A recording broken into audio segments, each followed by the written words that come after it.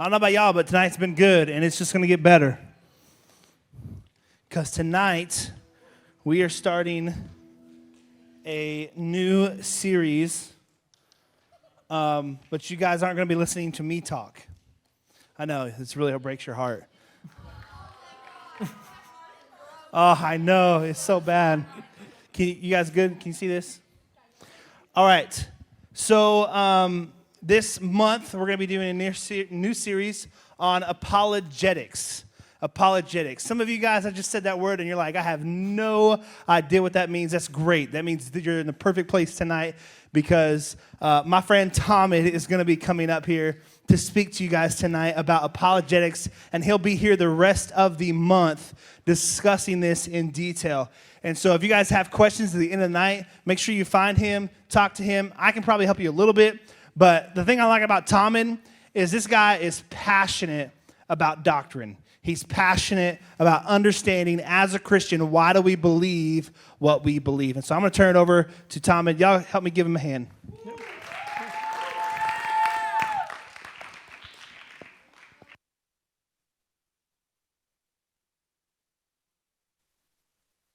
Okay, so now you really hear me, right? Okay, I sound weird in my head. All right, so thank you again for having me. You guys are having fun. Are you guys doing good today? Yeah? Good?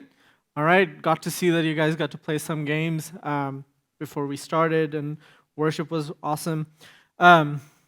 So as Pastor Michael said, that I'll be talking about apologetics. Does anyone here have heard about the word or knows what the word is? Raise your hands. No? You have kind of heard about it? Are you going to be brave enough to tell me what you think it is?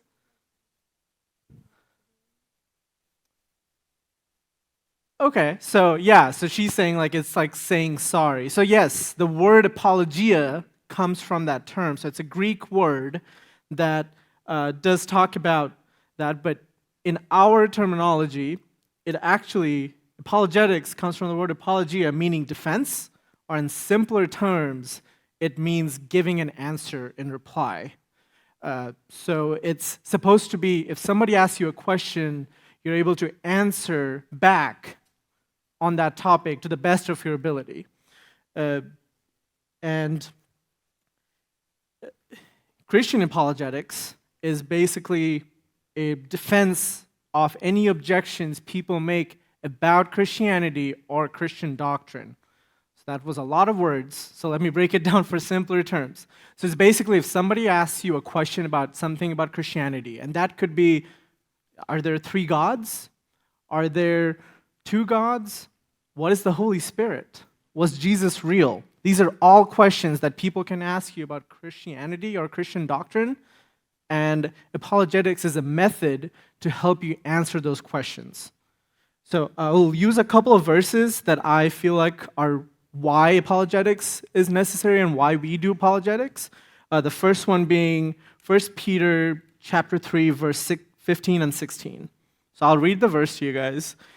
It is, "Instead, you must worship Christ as Lord of your life, and if someone asks about your hope as a believer, always be ready to explain it. But do this in a gentle and respectful way. Keep your conscience clear, then if people speak against you, they will be ashamed when they see what a good life you live because you belong to Christ." So it is not supposed to be an argument. It's not supposed to be a he said, she said, and you're going to leave angry in the moment, right? It's supposed to be a way for other people to understand why we believe what we believe. And it is their time to think about those topics, right? The second verse I'll use, 2 Timothy chapter 2, verse 24-26. "A servant of the Lord must not quarrel, but must be kind to everyone. Be able to teach and be patient with difficult people. Gently instruct those who oppose the truth. Perhaps God will change those people's hearts, and they will learn the truth." Have you ever had a friend who's does not understand what you're talking about? You're just put the peanut butter on the bread and make a sandwich, right? And they don't understand it. They're putting the whole jar of peanut butter on the bread. And that could be confusing, okay? That could be frustrating to you in the moment. But our jobs as Christians, especially if we're going to talk to other people about our belief, is to be patient, is to be kind, because not everyone is going to be where you are. Right? Okay. So, with that all said, just a note on Christian apologists. I am not a Christian apologist. I love studying these topics. I love learning about people who actually talk about these topics, and I like to dig deep into why we believe, who is Jesus, and everything else that has to do with our belief system. But there are some guys that I have put photos of over here that do know and have studied for years and years about what apologetics is and what doctrine looks like. Frank Turek, Mike Winger, William H. Craig, and Dr. Nabil Qureshi. So these are guys that have studied for hours and hours on end. So if you ever are interested and you're like, who should I look into? Go search these guys on Google. Like, you will find websites on them, you'll find tons of studies done by these men, and many others who can talk much more than I can. So with that all out of the way, I just want to talk to you guys about myself first. So I'll be a little selfish. Before I talk about Jesus, I'll talk about myself. But before that, do you guys know where I'm from? I think it was on the Instagram post, right? So yeah, it's Bangladesh. So that's the name of the country. And I have a map for you guys, and I want to test your geography. So let's figure out where Bangladesh is. All right, you guys raise the hand first. Okay. Left of India, so over here? No. So, anyone else? Yeah? It is to the right of India, but where? You want to come and point it over here? Yeah. All right, point it. No, it's somewhere right here. Okay, all right. It's you can go. right here, Okay, right? okay. So, what was your name again? Cadence. Okay, so Cadence pointed out right over here. So if Pastor Dylan would like to go to the next slide. Yep, you're right. It is right over there. So a couple of things about Bangladesh. So it's a tiny country, as you can tell. This is the U.S. and Bangladesh is right over here. So it's the size of Iowa, just for reference. But we have a population of 180 million compared to the U.S. population, which is 330. So we have more than half the population of the U.S. living in Iowa. Imagine that, right? So, yeah, it's a lot of people. The city that I grew up in had 15, 16 million people. Yeah, it's one of the densely populated cities in the world. And onto the right is my flag. So that's the Bangladesh flag. It's not as fancy as the American flag, but the red signifies the war that people fought to preserve the country, and the green represents the countrysides that the wars were fought in. So that's why it's a very simple green and red flag. So with all of that out of the way, I grew up in a Muslim family. Okay, so that means that I grew up believing in Allah and believing in Islam, and now you're like, this guy has been throwing us so many words, and I don't know what all of that means. So does anyone here know what Islam is? Okay. Would you like to tell me what it is?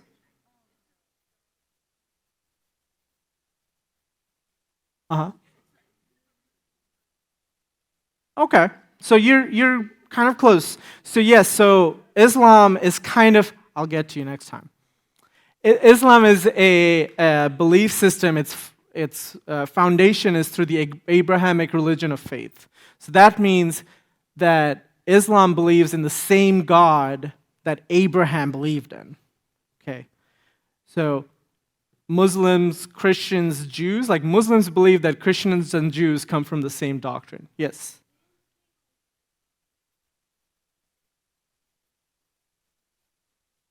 So that's a topic for another time, but in short, Muslims believe that Christians and Jews have got it wrong.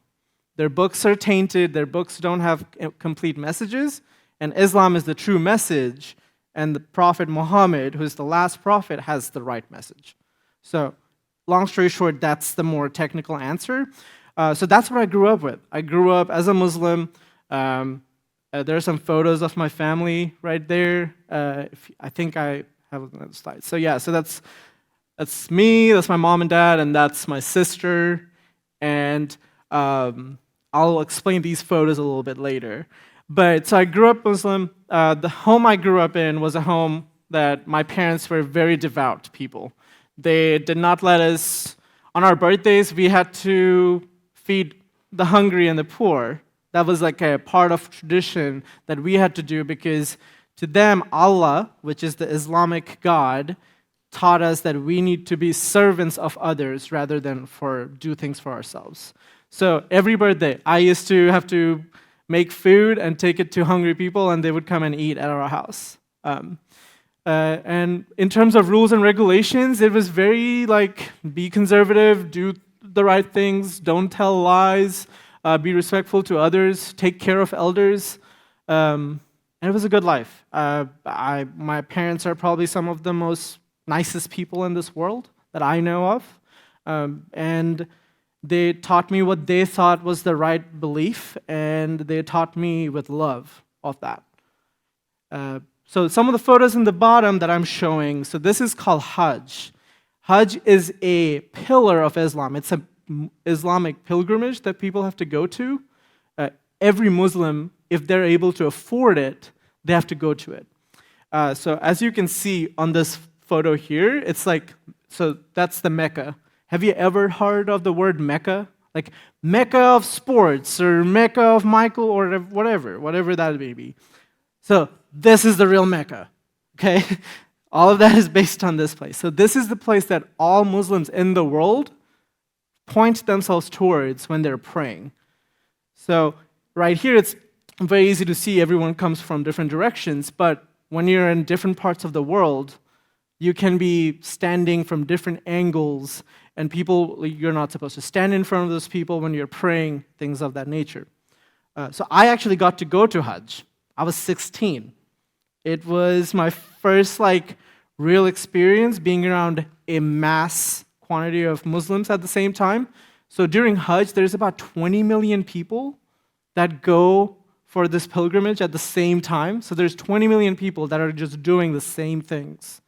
There's so many different things. So you have to go around this Mecca 7 times. You have to walk around it 7 times. You have to run across 2 different mountains 7 times.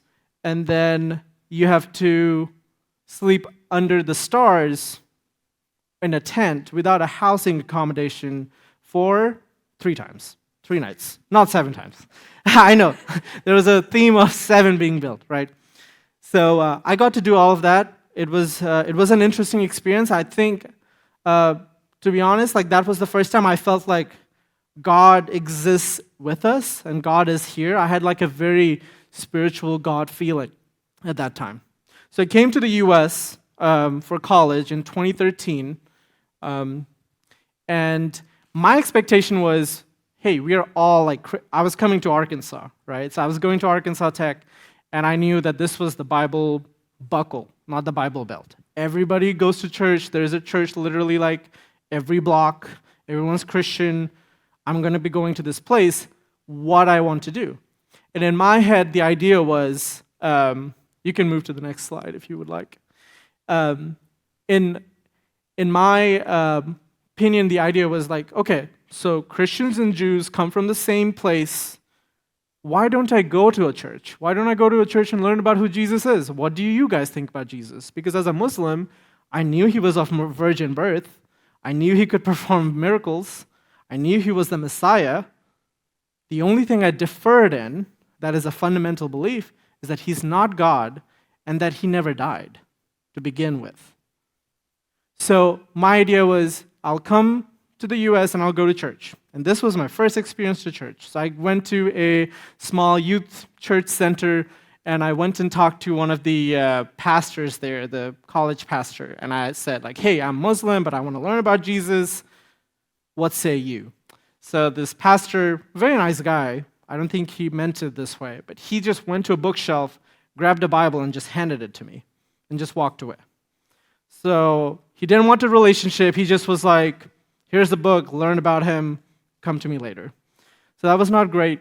But afterwards, I met a friend of mine who got me plugged into this local non-denominational church. It's called New Life Church in Russellville. I got to go there for the entirety of my college time. Great experience, but no one really pushed my belief. Everyone was nice to me. Everyone was happy that I was just there. No one was questioning my faith. No one was telling me who Jesus was. They just wanted me there. Senior year is when things kind of got bad. Senior year, I learned that my dad had thyroid cancer, and I wasn't in Bangladesh. I was here, and he was struggling with that. He had to go through chemotherapy. He's good now. He was able to recover from all of that, but he was having a tough time. And also, my sister had gone through her first or fifth IVF therapy. She had been trying to have kids, and she till this day never has been able to have her own kids. And all of this was happening to devout believers while I was living here in the US and living a sinful lifestyle. Not a lifestyle Allah wanted me to live. I was not following the rules. I was not doing anything that Allah had wanted me. And yet my parents, who were devout followers of this God that is supposed to be this almighty God, is punishing them. That's how I saw it. And to me, that didn't make sense, because the God of Islam is a very transactional God. Your faith does not matter. It's your works, ultimately. Your works is what gets you into heaven. And yet my parents were doing everything that they wanted him to do. They were praying 5 times a day. They were fasting through the month of Ramadan. But they were the ones who were going through the struggle. So I struggled with God, and that's how I kind of ended college. I knew there was a God, but I felt like I didn't know who God was. So I graduated college and moved up here to Northwest Arkansas. And moving up here, I was an investigator for Department of Human Services. So I was investigating child maltreatment, abuse, things like that. And during that time, I met my wife, Lucy. And you guys may have seen her around church. She comes to our church as well. I think next slide shows a photo of her if you guys wanted to know who she is. So that's her.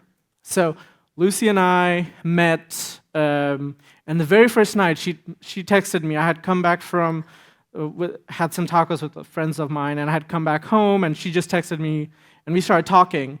And we had a lot of similarities that we just kind of like could not stop talking. Like, we were born on the same day. Like, we have the same birthday. We were about to go teach at the same school at one point, but we ended up not going to the same school. Just things like that, little things like that, just really affected our conversation. And on that first night, she was like, I'm pretty sure you're not Christian, but like, what are your thoughts on that? And I said, yeah, I'm Muslim, but I go to church, because I was going to church. Even in Northwest Arkansas, I started going to church, and that threw her off. So she asked me to come to church with her. So I started going to church with her. We started developing a relationship. In about 3 or 4 months, we were really close. And we had started dating, but she was still Christian. And she knew she couldn't be with a Muslim man. So she started really prodding my belief system. So she started asking me questions like, what do you think about this in Islam? What do you think about that? So if anyone I can contribute my path to Jesus to, it's her. She's the one who brought me there. But the reason she brought me there was not for her own personal gain. The reason she brought me there is because she wanted me to know who God was. That was the ultimate reason. And guys and girls, like, if that's the motivation that you take with you whenever you're talking to friends, that's what's going to drive them to come to God. Not your personal gain. It's not about numbers, it's about people, right? That's what it is. So, but at one point she told me something, and as Muslims we don't eat pork. I grew up not eating pork. I had never had pork before. So she was making bacon, and she told me, and this offended me, but at the same, now I think back at it, and I know like this made more sense. She told me, what kind of God does not want you to live a life where you can eat pork? And it seems like a very silly thing to you guys, but to me, as a devout believer, even then, or thinking that I still believed in Islam, it felt very offensive because she was questioning my belief system altogether. But she also introduced me to this book called Seeking Allah, Finding Jesus. So one of the apologists I had mentioned about, Dr. Nabil Qureshi, so he wrote that book. And in that book, him and I have a similar lifestyle. Like we grew up Muslim families, devout parents. Both of our parents were in the military, and I started to really follow his story in that. But he made me help dismantle my beliefs. He made me help dismantle Islam. He made me start questioning where the book was, who God was, and I knew that at this time, I needed to make a choice. I needed to make a choice about what I need to do in my life with God. So a couple of slides down, I started asking God for dreams. The reason I ask for dreams is in Muslims, that is a very fundamental way of them to ask God for visions about what I need to be doing. So my first dream was that I was at this church, and I was talking to the pastor, and the pastor's asking me, am I ready? And I said, yeah, I think so, not going back anytime. And I asked him, is it going to be warm? And he said, yeah, man, it's going to be warm. And that's where the dream ended. And I was like, that's weird. That's a very, yeah. So it was Sunday morning, so we went to church, and that pastor was teaching a class on salvation and baptism. So during that class, he suddenly goes, yeah, at our church, we have a heater that warms up the water, so it's always warm. And I don't know why I just mentioned that, but I felt like I needed to tell you guys that the water is warm. And if you guys were following, that's literally what my dream was with him. So I ended up telling Lucy this. I was like, hey, this is what I dreamed, and this is what happened. And she was like, okay. So she did not want to get her hopes up, and she didn't want to influence me in any way. So then I was like, okay, God, you got my attention. What's the next dream? And so the next dream I have, I'm with Lucy in a mall, and we're walking through the mall, and then all of a sudden all the doors disappear, and there's only one path, and there's a big, narrow door. And this big, narrow door is really beautiful, but doesn't have a knob. Like, it doesn't have a knob, really ornate. And I go close to the door, and the door opens up, light flashes on me, and I'm on the ground, and the dream ends. Now, if you look at Luke 13, 24, 25, it talks about a narrow door. What's significant for me is that I mentioned to you guys the book that I was reading. Nabil has the same dream about doors. And that's where I decided in July of 2018 that I'm accepting Jesus as my Lord and Savior, and that He is who He says He is.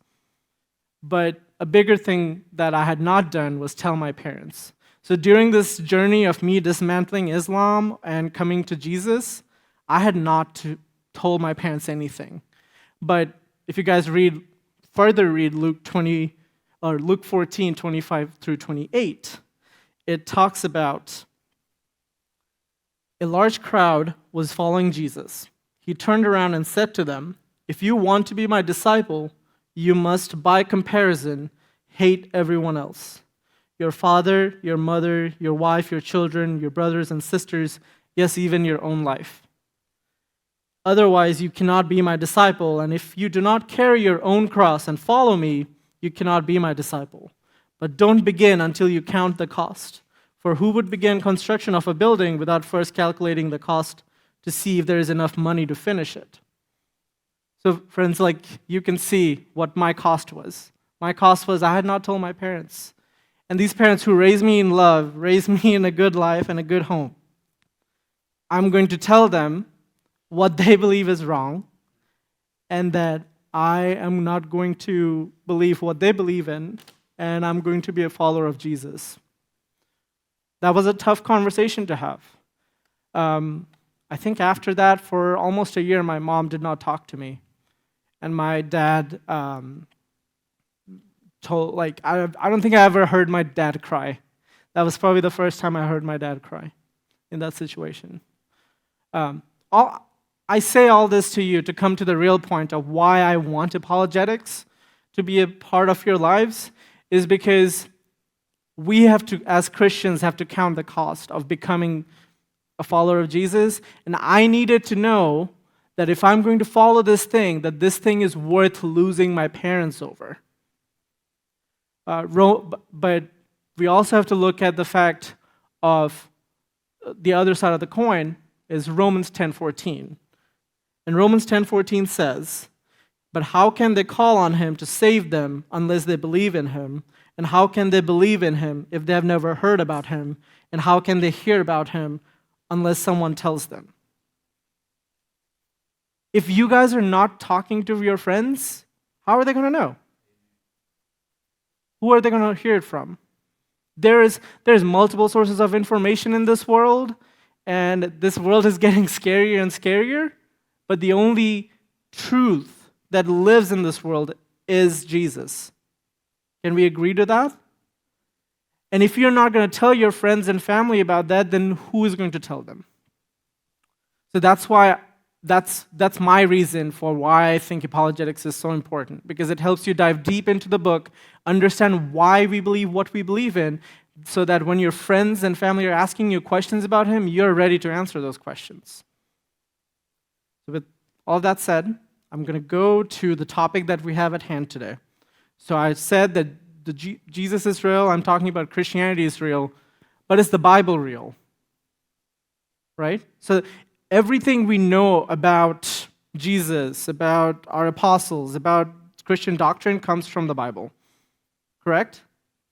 So how can we know that the Bible is real? Next slide.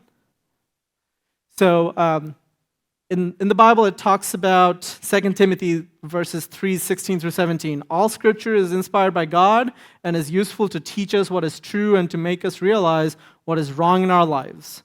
It corrects us when we are wrong and teaches us to do what is right. God uses it to prepare and equip his people to do every good work. So the Bible is the measuring stick that we have to put ourselves by, right? But if that's the case, how can we know that everything in the Bible is true or that it comes from the right source? So with all of that said, I have a question for you guys. So I'm going to ask a couple of you. Before I start speaking, during that game time, I'm going to ask you, okay? So during the game time, before we start speaking, can you describe to me everything that happened? Yeah, go for it. Mm-hmm. No, just your memory. I don't want to hear from others. Yeah. Mm-hmm. Keep thinking. I'm going to ask you guys the same question. I can point at anyone. Mm-hmm. Mm-hmm.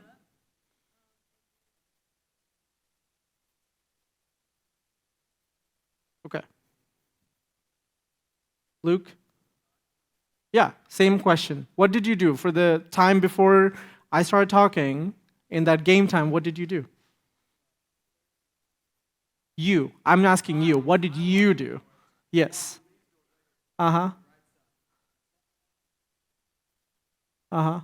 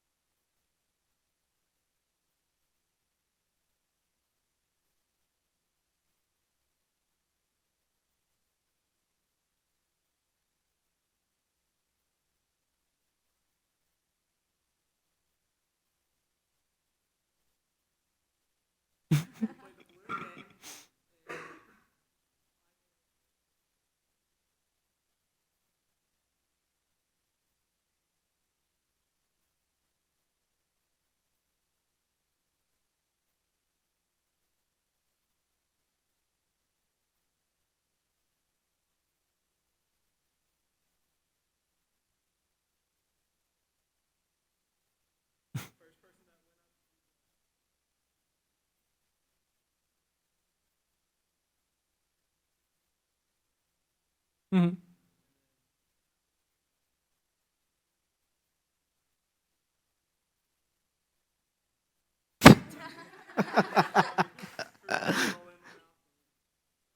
Okay.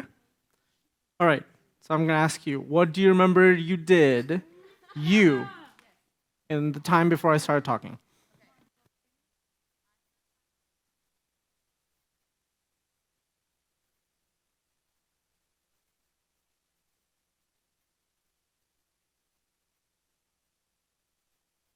You think or you actually did? No, I did. Okay.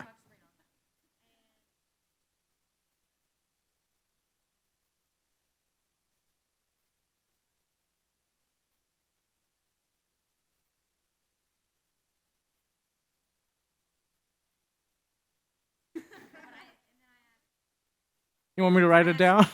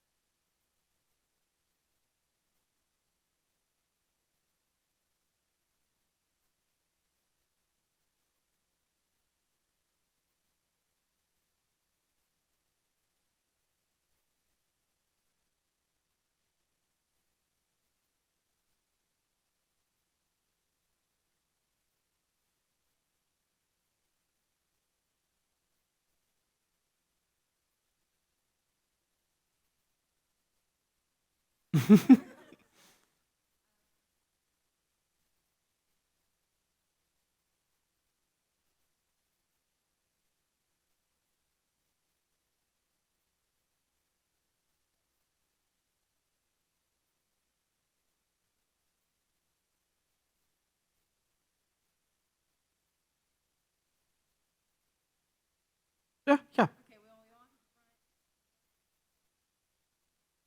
Okay. So the reason I wanted you guys to talk about that, so you guys were in the same room, three people, had this in this close proximity, and you're describing three very different experiences, right? Now, next slide. The Bible, which we look at, is a, well, that shouldn't be the next slide. There we go. Pastor Dylan is trying to get me through the end of this. He's like, I'm done with you. So the Bible is not just one book, right? It's 66 different books with 40 different authors spanning a time of around 2,000 years. And they're telling the same story about who God is. How impressive is that? That's what makes unique, the uniqueness of that. I just wanted to show you guys, like, you guys were in the same room and trying to talk about the same things, and you guys were missing topics. Like, he didn't mention meowing, and she forgot half of what happened. And like, I'm not picking you guys. I'm just saying, like, this is what the story is, and you were mentioning the meowing game. So the Bible authors did not have the luxury to exchange notes. They just knew where the word came from, and the word came from God. And they were able to consistently tell us that story over and over again. Next, we're going to talk about textual criticism, and it's a mouthful. So textual criticism is basically, okay, right, so you have the Bible. How many of the Bibles, like, how many copies of it do you have? That's how you can prove that something is authentic. So let's say in a classroom, 10 people write the same thing. Is that going to be more truthful than one person writing just the one thing? So like, let's say if I wrote, the red fox jumps over the frog, and I just put it out into the world. Is everyone going to believe that a red fox jumped over the frog? Probably not, because it's only one person saying that. But if it's 10 people, or 20 people, or 30 people, or 20,000 people saying the same thing, that's when people are going to be like, you know what, the red fox probably does jump over the frog. Well, when it comes to the Bible, there is 20,000 manuscripts. And manuscripts are documents reading the same thing. So the documents are showing the Bible, and there is like 20,000 copies of just the New Testament. if you want to compare it to the rest of the world, there is. Have you guys have heard of Homer? Tales of Homer? No, not Homer Simpson. maybe I'm at the wrong crowd. But Homer is this like really old writer. He wrote the Trojan. Anybody knows about the Trojan Wars? Yes. Okay. So the Trojan Wars is something that Homer wrote, and he holds the second place in terms of how many manuscripts you can have, and that's 1,900 manuscripts. So 20,000, and then there's 1,900, and there's a movie made about Troy, and everyone believes that everything happened correctly in that movie. But you know how long after the books were written that we actually find manuscripts? 400 years. So there's no copies of anything written by Homer for 400 years. So like, let's say I told you something today, and then 3 months later, I asked you, hey, can you remember that conversation that we had for one time? Can you please recollect it for me right now? No? Won't get it? Okay. So that's the thing. So you not only need to have a lot of different copies, you also need to have it consistently close to the time when it happened. The New Testament, there's copies of the New Testament within the first 50 years of the events of when Jesus was on earth. How incredible is that?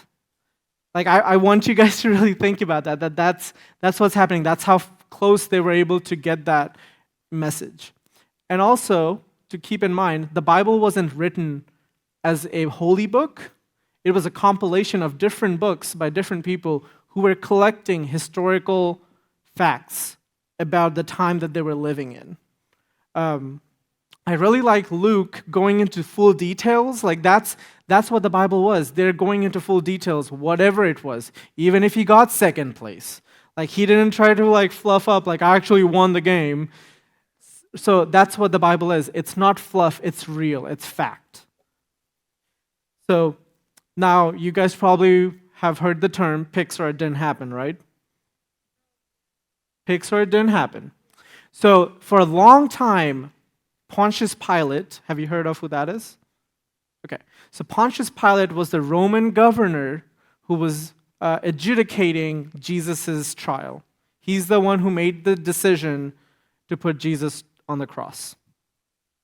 But the world, till the 19th century, till like 200 years ago, believed that Pontius Pilate is this made-up character. Christians made him up so that they can sell their Bible story and put Bibles in every hotel room. But the next slide shows this stone. It's called the Pilate stone. Why is it called the Pilate stone? Glad you asked. So the reason it's called the Pilate stone is because those inscriptions show that Pontius Pilate is actually dedicating this monument that's behind to the Caesar at that time. It was found in 1961, and it was dated to the 1st century time period when Pilate would have been there with Jesus. And this is the only historical document or artifact that shows Pilate's existence, otherwise found in the Bible. There's no other document that talks about Pilate other than the Bible. So going next, there are other archaeological finds, and I just want to share a couple of comments from archaeologists. Do you guys know what archaeologists are? So they dig stuff and find things, right? Okay. So these guys were digging stuff and finding things in Jerusalem, and one of them said, archaeological work has unquestionably strengthened confidence in the reliability of scriptural record. More than one archaeologist has found his respect for the Bible increased by the experience of excavation in Palestine. So this author of this comment, he's a agnostic-leaning atheist, Miller Burrows. He's a professor of archaeology at Yale, who said that. The next comes from William Albright, and he says the excessive skepticism shown towards the Bible by important historical schools during certain phases has been progressively discredited. That means they don't hold any water. He adds that there are innumerable details that have been established with accuracy using the Bible when they were excavating Israel and Palestine. So these guys were going into Palestine and Israel and digging up stuff based on the Bible. They were literally using the Bible as a map to find where things were. So that also builds to the authenticity of what the Bible is. The couple of stones you see, so there's the Tel Dan stele, and there's Nebo Sarseking tablet. So David was also someone that people thought did not exist and he was not real. And this Tel Dan stele, which is a stone, refers to David, stating that inscription is saying, the king of Damascus killed the king of Israel and the king of the house of David.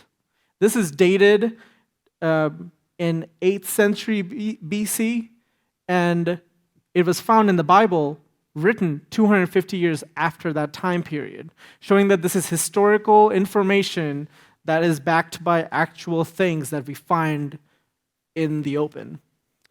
For the sake of time, I'm going to move on to my next point because we can keep talking about this all night, or at least I can, but I don't think you guys want to stay here. So the next thing I'm going to talk to you about is internal evidences. So we just talked about external evidence, right? So these are external evidences, things that are outside the Bible. We are not finding these things in the Bible. We are not making an argument through the Bible itself. Internal evidences, I'm going to talk about biblical prophecies. So can anyone say what prophecy is? Yeah. A prediction of the future. Great definition. Probably could not have said it better myself. So yes, so there are biblical prophecies that have been fulfilled, that were written in the Old Testament and have been fulfilled since then. So the one prophecy that I want to focus on is from Ezekiel chapter 26, verse 1 through 21. And I'm not going to read the whole thing, but I'll tell you the story in my short form. So the story is about Tyre. It's a city along the ocean, and this is an impenetrable city, and it will never get destroyed. But God says, I'm going to destroy the city. This is how it's going to happen, and you're not going to be the city that you once were. Okay, so that's a prediction. It was written about 200 years before it happened. So initially, King Nebuchadnezzar is a king who goes into the city and tries to destroy it. Doesn't get much done. He gets the people all scared and go to an island city nearby, but the city stands. And then 200 years after that, Alexander the Great comes. Have you guys heard about Alexander the Great? So he's one of the fastest conquerors in the world. And he goes in and destroys the main city. And if you would go to the next slide, I'll show you how he did that. So this over here, it used to be the old city of Tyre. And whenever Alexander the Great came, all the people of Tyre moved to this island city. So there was about a half a mile distance that you could not travel without ships. And Alexander the Great did not have ships. But in the biblical verses, they did say that your conquerors will throw your rubble into the sea. So that's what Alexander the Great did. He took the rubble from the old city and threw it into the water to build a bridge with rubble, to build himself a bridge into the city, and he went and destroyed the old city, or the new island city. One of the Bible verses also talks about how the land will be like flat, like a table rock, and it will be a place to fish. And as you can see, this is a photo of it from the top. There are riverbanks where this bridge was now created, and this is like a fishing area, and that's what modern Tyre looks like. It's a small fishing village. So this sea, or this city that was this queen of the seas, has turned into a little fishing village, as God had prophesied.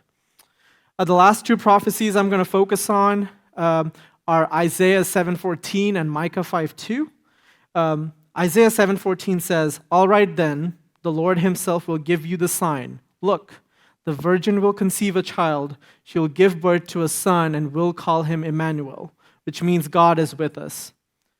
Isaiah wrote this in 735 BC, almost 700 years before Jesus' birth. And then Jesus came. Micah 5:2, but you, O Bethlehem Ephrathah, are only a small village among all the people of Judah, yet a ruler of Israel, whose origins are in the distant past, will come from you on my behalf. Where was Jesus born? Bethlehem. Micah is writing this again in the 700 BC time period, 700 years before Jesus comes. Like, unless it was God's breathed word, how could he have prophesied this? And with all that said, like there's Isaiah, Daniel, Ezekiel, Micah. If you ever read Old Testament, I would encourage you guys to read these four because they are prophets and they often prophesy about Jesus and the world. And to borrow some words from John 21:25, there are many more prophecies that have been fulfilled related to Jesus and other things, but I don't think this night could hold them all together. So that's where I'm going to end. I have some questions for you guys. I have a pop quiz, so I hope you were paying attention. No? Okay, we'll do the pop quiz next week, so keep in mind whatever we have, whatever I've talked about. Thank you all for today. I know it's late, but thank you for paying attention, and I'll let Pastor Michael come. Thanks, Tahmid.